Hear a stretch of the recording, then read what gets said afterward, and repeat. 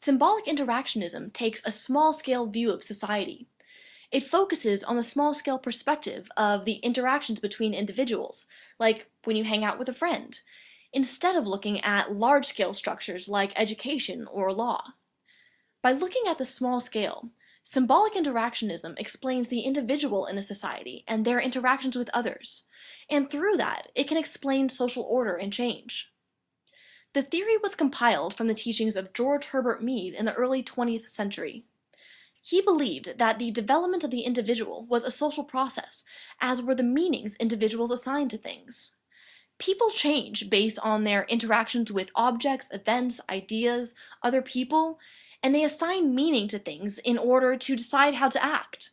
For example, if I had sat under the shade of trees all my life, and I was on a long walk today and spotted a big tree, I might want to sit under it. The tree means shade on a hot day to me. Herbert Bloomer continued Mead's work and actually coined the term symbolic interactionism to describe this theory of society.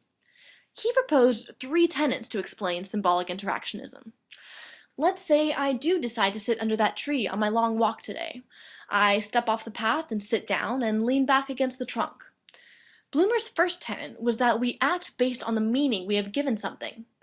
I consider the tree as a place to rest, so I'll go lean against it. As I'm sitting there, another person stops to warn me that all trees are infested with ants. Bloomer's second tenet was that we give meaning to things based on our social interactions. The same thing can have a different meaning for different people. For the person talking to me, the tree is a breeding ground for creepy crawlies, and they are going to avoid it.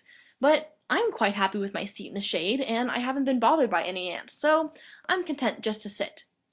We have different views of the tree, and so we act differently.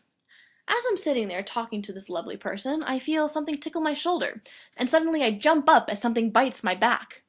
Turns out the tree was infested with ants.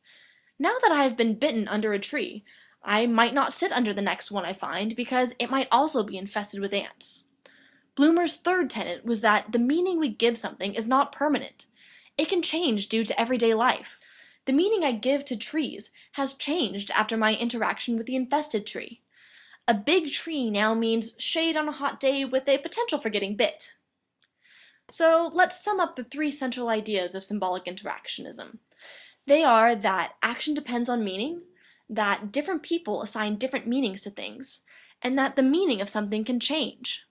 But there are some criticisms to symbolic interactionism as a theory, because it doesn't ask the same questions as the large-scale sociology theories do.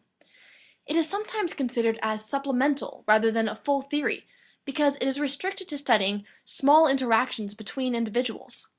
While this is true, symbolic interactionism gives a different perspective to sociology that is necessary for fully understanding a society. It is capable of explaining how aspects of society can change as they are created and recreated by social interactions.